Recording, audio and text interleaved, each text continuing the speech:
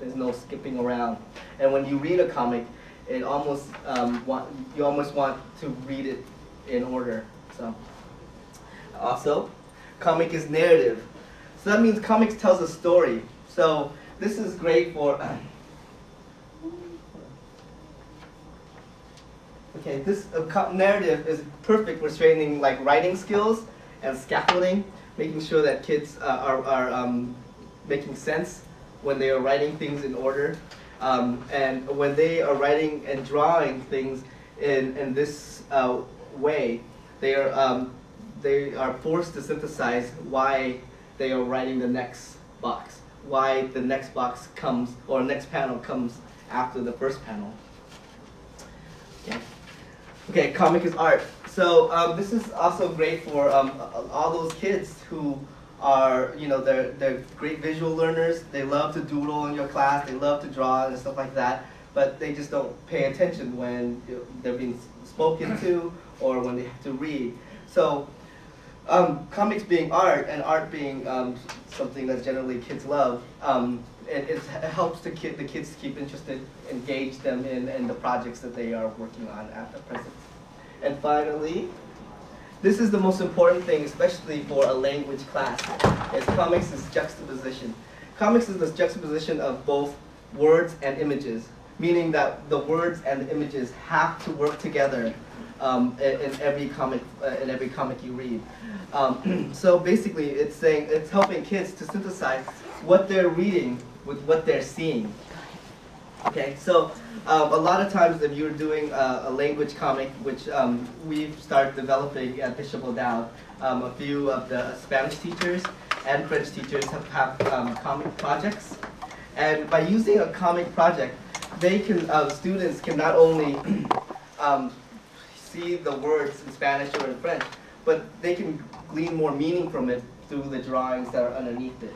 So a lot of times a kid won't fully understand what the phrase is, but because of the drawing, they can comprehend it and start to understand it a little bit better.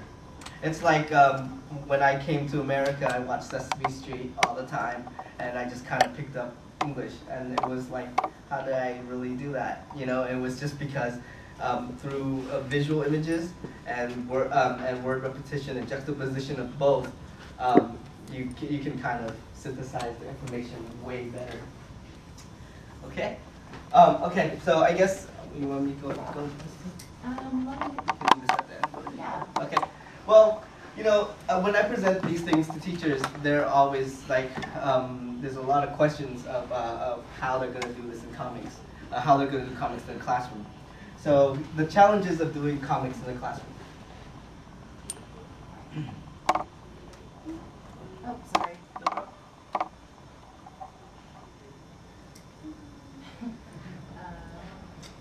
There. Okay. One more. Okay. So there's lack of samples of actual projects. It's a very new thing to use the comics actually in the classroom. So there's very few samples out there that have already been done. So a lot of teachers feel like, well, I want to do it, but I'm scared. I'm not quite sure how to do it. I'd like to see more samples of it, but there's not very much around.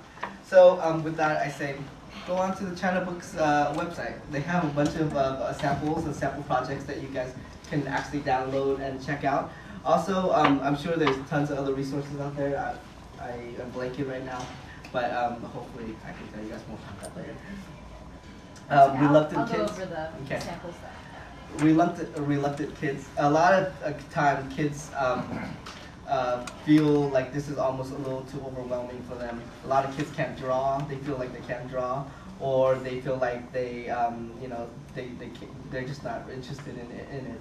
And that when you have reluctant kids like that, and telling them that the art, showing them a lot of comics where the art is not the main focal point of comics, because it really isn't. A lot of comics out there, the art is really simple and almost stick figure-esque, but it's what you're saying and the story of the juxtaposition of the words that are right.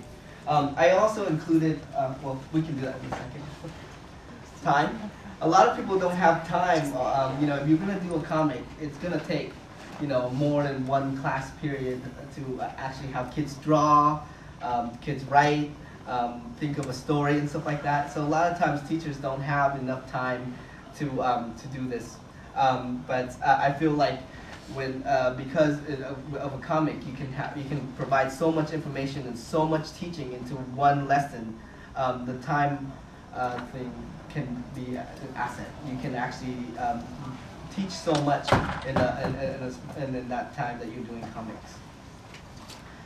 And this is the big one, is how do you grade a comic project? So what I provide you guys is with a rubric that I worked with a Spanish teacher at our school to develop. This is basically, she did a comic where she, it's a jump comic, and we wrote a rubric based on what she wanted to teach them and what she wanted to come clear. I think the most important thing about doing a comic project is to make sure you have exactly what it is that you want the kids to learn and to put into your comic. So she has it right here. You know, the top, which is pretty much the vocabulary part, is pretty important. She lists, you know, she wants 8 new vocabulary words for an A. You know, for a B, I guess you can do 6. You know, for a C, you can do 1 to 2, and then if you don't use any, that's the bare minimum. The graphic pictures, you know, you can tell that in graphic pictures we don't talk about whether the pictures are drawn well or anything like that. It's graphics that go well with the text. It's not so much that someone is rendering it beautifully or not, but whether or not what they do draw is appropriate to the text that they're drawing. So in that way, you take away the scariness of actually having to do this amazing art project where you can do. And then, you know, she puts at the end, you got attractiveness and organization, and then, you know, you got grammar, the grammatical error.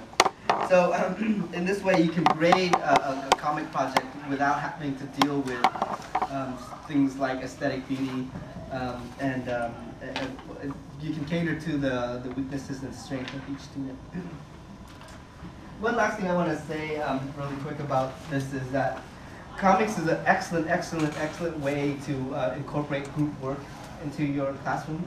Because a comic has so many different elements to it, group work is it can use group work really well.